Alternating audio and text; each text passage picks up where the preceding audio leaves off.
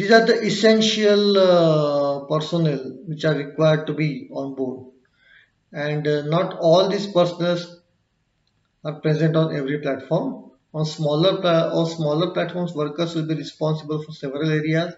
The names are shown are not industry type. It means that the list which is given here doesn't mean that they all have to be there on a single platform. Depend even one person can do a multiple job or a multiple responsibilities. But these are the some commonly used terminologies for the marine oil and gas offshore industry for the people. So if you see in architectural layout, some of the rooms are there, and you will find some of the room names. So you will understand what does it mean. You will understand that okay, this room is allocated to this, and this person is supposed to do this job. So while providing the air conditioning and all, you can think wisely while giving the air, and which is important, which is not important. You can think about it. So when I say OIM, that is Offshore Installation Manager. It is the ultimate authority during his shift and makes essential decision regarding the operation of the platform. He is the important man, uh, the boss of the entire platform. So he's been called as OIM, that is Offshore Installation Manager. Then there's a OTL, that is a Operation Team Leader. He's also very second next in charge is OTM, that is Operational Team Leader. Then next is the Offshore Operation Engineer. Is a senior technical authority. One is the management aspect is OIM. OIM takes place of the management. Then the OTL, that is Operational Team Leader, takes on the technical decisions pertaining to that. So he's also equally important over here. Then PSTL or Operations Coordinator for managing the crew changes. So this is also very very important. That is coordination is also required between each discipline or each functions. So this is being taken care by PSTL or the Operations Coordinator. Then dynamic positioning operator, then navigation, then ship vessel maneuvering modules, station keeping, and fire and gas system operations in the event of accident. These are also some of the functions which need to be coordinated together, or daily drills or weekly drills also happens to keep everything in place. So in event of fire, nobody should get panicked. Then second mate is there. That is, he meets the many requirement to flag state, operates the fast rescue craft and cargo ops and fire team. There's a lot of responsibility on this second mate and the third mate. Then there's a ballast control operator. This is also one of the very important terms. Then there is a crane operator which operates the crane for lifting the cargo around the platforms and between the boards. Imagine you have a platform, but you need some services. You need food to come in, right? Food you cannot grow in the sea.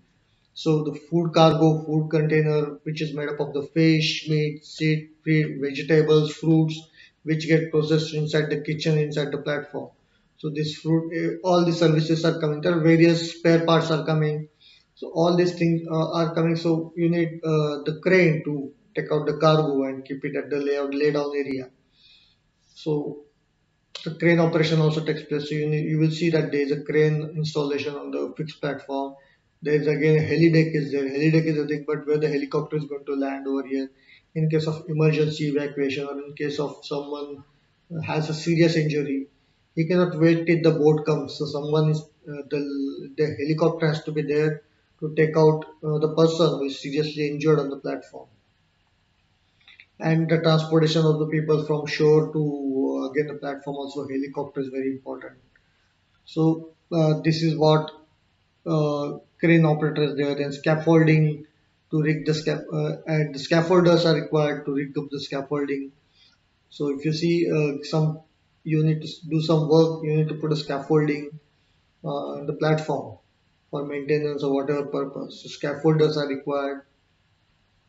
Then coxswains for maintaining the lifeboats, to maintain life supports, or to control room operators are needed to work in the control room and see whether all process parameters are in operation or not.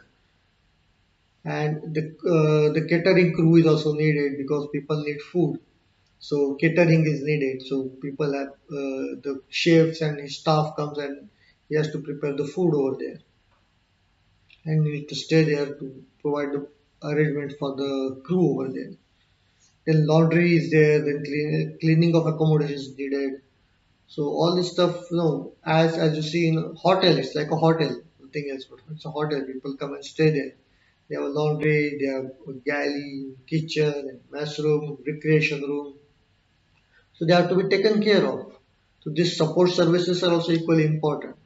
A helicopter pilot is also comes and stays there. Then you have a production techs are there who takes care of the production activities over there.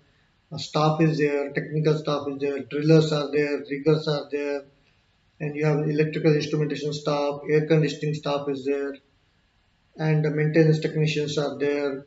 So it's all together a small village or small town on a small structure. So hope you have got the basic glimpse of the oil and gas offshore industry. However, whatever I've told you about the industry is not even 0.001% also. It's a huge industry altogether. But just to have a basic understanding or to begin with for the HVAC, this is what the oil and gas offshore industry is all about, which you should know at least to begin with. There's a huge ocean, and we are going to cover it subsequently in session by session, course by course. What does it mean, and what the oil and gas industry means to HVAC, and how it helps each other. Uh, so let's just stay tuned, and we have more to come. Stay focused, and have a great learning experience. Thank you.